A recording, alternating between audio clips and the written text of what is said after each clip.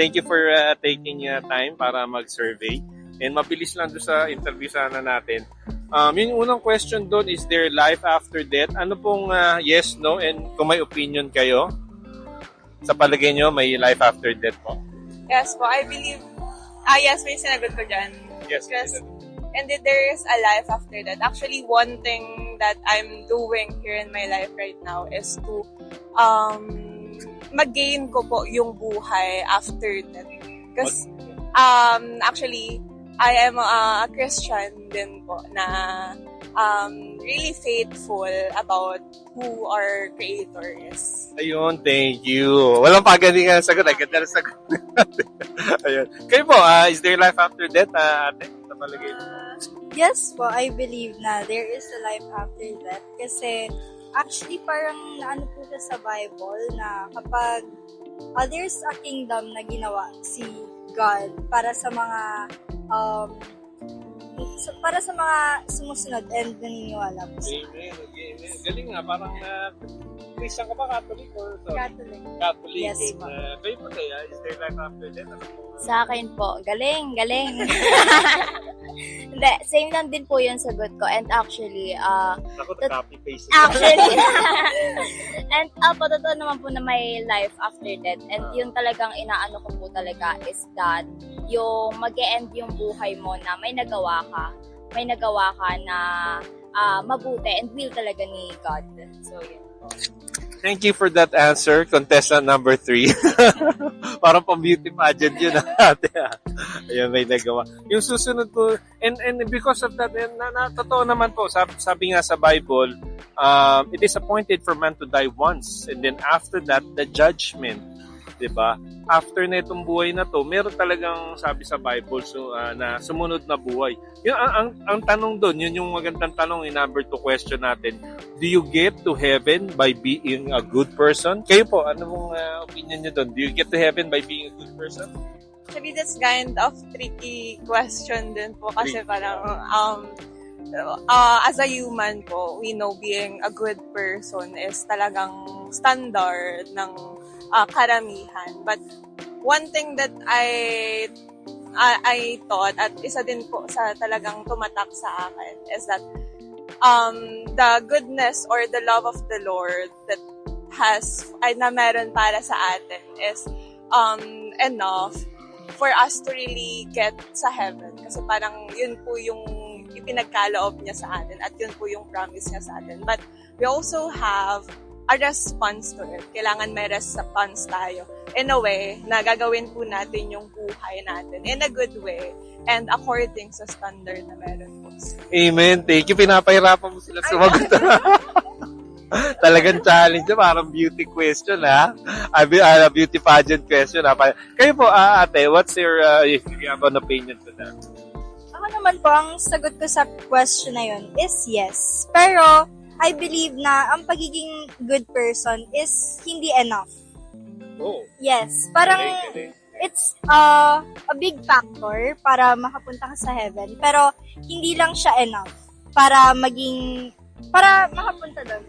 Parang meron din po kasi akong napanood na something na yes, mabuti kang tao. Pero mas mabuti na kilala mo si God. Kasi parang ang sabi po doon is merong isang bahay tapos parang papasok ka doon pero hindi mo kilala yung may-ari. Pero sasabihin mo, hindi, okay lang nandito ako kasi mabuting tao naman ako. So parang doon na-realize ko na oo nga, hindi enough na maging mabuti ka na. So dapat kilala mo si Lord para makapasok. Yes. Papasukan mo, amen. Galing, ha? Kayo po. Ganda na.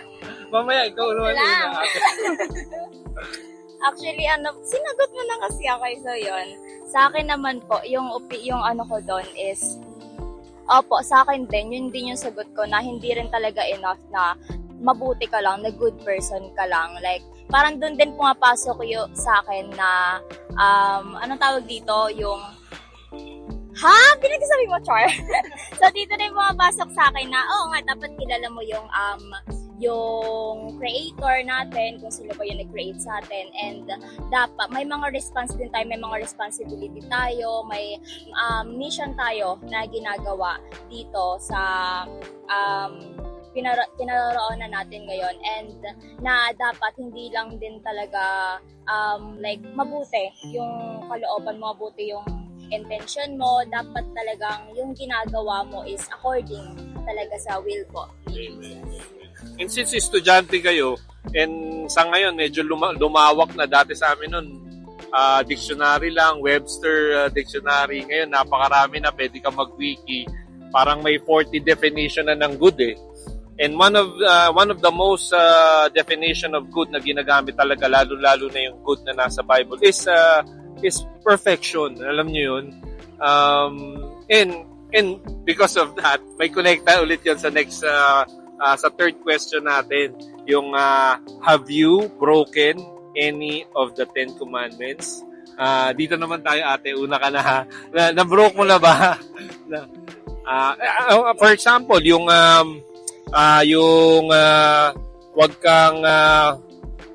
wag magsinungaling o wag magsabi ng di totoo. Mga ilang beses ka nang hindi nagsabi ng totoo, ate?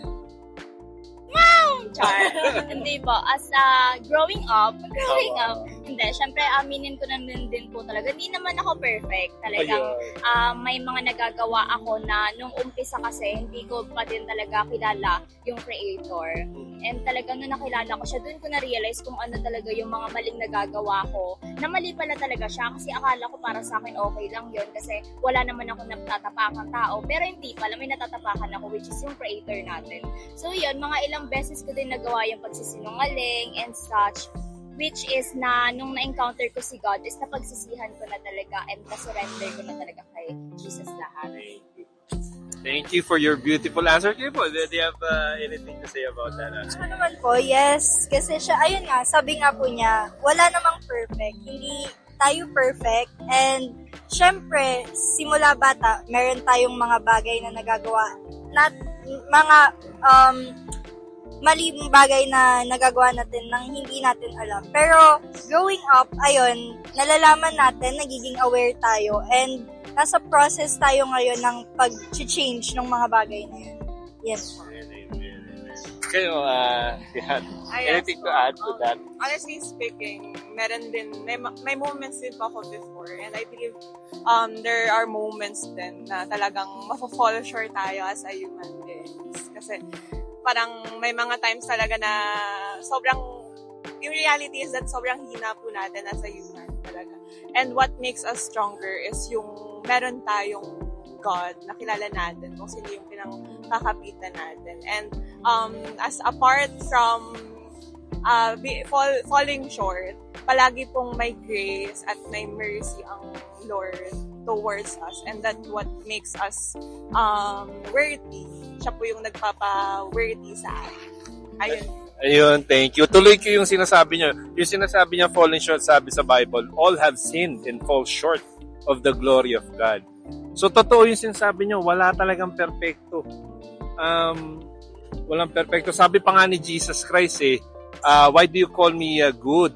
There's none good but God alone. Diba? Si God lang talaga.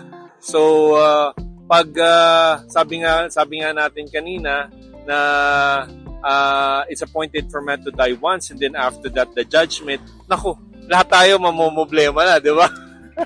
Kasi lahat tayo nagkasala, lahat tayo obviously guilty di ba? Sabi pa sa Bible, the wages of sin is death, but yun, the wages of sin, ang kabayaran sa ating mga kasalanan ay kamatayan. Yung kamatayan doon, it's talking about being sent to hell. Diba? Mahirap man pag-usapan yung impyerno, pero yun talaga yung nakasulat sa Bible, no? And because of that, pag narinig na natin yung bad news, na obviously lahat tayo makasalanan, mahihirapan tayo mapunta sa langit, yung last question namin dyan is, why did Jesus die on the cross? Kayo una ulit, ate. Sa palagay niyo, anong opinion niyo to na? Sa akin po, yung opinion ko dyan, Jesus died on the cross dahil po sa atin. Dahil, nakakasabi din po sa Bible na nabasa ko na namatay po si Jesus dahil sa mga kasalanan po natin. So, si Jesus po yung nagbayad sa mga kasalanan na nagawa natin or magagawa pa lang po natin. So, indeed, buti po talaga ni God. Amen. Ang ganda. Nauna ka sa magandang sagot, ha? Kayo po, ate. What's your take on it? Actually, same din po yung sagot ko na ang reason kung bakit Jesus died on the cross is para i-save tayo sa mga sins na nagawa ng tao from dati pa hanggang sa mga susunod na generations. Amen, amen, amen. Yes, eh? Ayun po, additional lang po sa mga sinabi nila. Meron pong verse sa Bible saying that for the Son of Man came to seek and save the lost. So, meaning, those lost is tayo. And He came para talagang maligtas tayo doon sa darkness or sa pit na kung nasaan po tayo. So, technically, Jesus came at nagpakapako siya sa cross for us to really be saved from the sins that we have to. Amen. Thank you. Lahat kayo, napakaganda ng sagot nyo. And let me add into that. So, obviously, lahat naman tayo talagang papunta tayo sa impyerno, sa lahat na nagawa nating kasalanan. And sa akin, ang reason na bumaba dito si Jesus Christ is number one, yun nga, hindi natin kaya talaga iligtas yung sarili natin kasi wala talagang He's a perfect God. Anong may babayad natin sa mga kasalanan natin, di ba? Nung nakita niya na hindi natin kayang iligtas yung sarili natin, siya mismo yung bumaba at siya mismo yung nagbayad ng kasalanan natin. Sa akin, parang ganito yan eh. For example, ikaw ate, nagka-utang ka, let's say 100,000. By any chance ba may 100,000 ka? Hindi, sorry, 100 million. Wala talaga. So parang ganun din ganun ba tayong lahat? Ay, agree ba tayo doon? Ayun. Yes. Ayun. So wala tayong, ako rin mismo, wala din ako mayaman. Wala akong pambayad sa 100 million. And guilty na tayo doon. 'Di ba? Nahusgahan na tayong guilty, wala tayong pambayad. Tapos nung ipapadala na tayo sa kulungan, biglang dumating yung attorney natin. Dumating si Jesus Christ. Sabi niya, ako na ang magbabayad para sa kanila. 'Di ba? Nung bumaba siya sa mundo because of love, sabi nga sa Bible, God is love. And it's not only God loves, but God is love. Dahil sa pagmamahal niya, diba? John 3:16, for God so loved the world that He gave His one and only Son. Diba? Yung nag-iisang bugtong na anak niya, ibinigay niya para magbayad sa kasalanan natin. At meron sa Bible, I'm not sure if you guys, ikaw sabi mo, Christian or Catholic ka? Christian, ikaw tayo ano? Catholic. Catholic din. Christian. Ayan.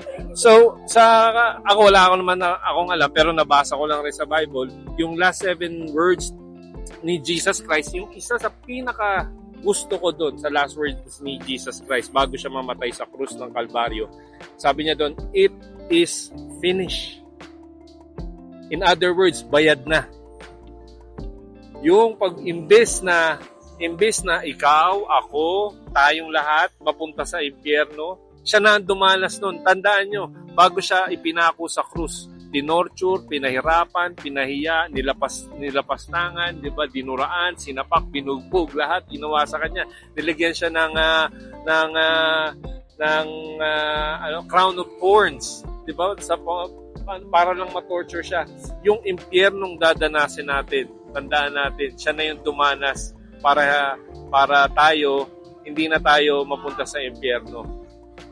Ngayon, paano natin may apply po yun sa sarili natin? Sabi sa Bible, repent and trust in the Lord Jesus Christ. Sabi nga ni Jesus Christ, I am the resurrection and the life. Sabi niya pa doon, whoever believes in me, Even though they die, they shall live. Yung live na ibig sabihin niya doon, magkakaroon kayo ng buhay na walang hanggan. Kahit mamatay yung physical na katawan natin, yung spirito natin, yung kaluluwa natin, patuloy pa rin mabubuhay. And eventually, we will live yung kanina sinasabi mo, in a new heaven and a new earth. God is God of creation eh. God is God of brand new things. He has prepared, sabi sa Bible, He has prepared a new heaven and a new earth for us. So, yun lang. Actually, ate, thank you sa time nyo for giving me. Thank you rin sa patience nyo. And okay lang ba ipag-pray ko kayong tatlo? Okay. Lord,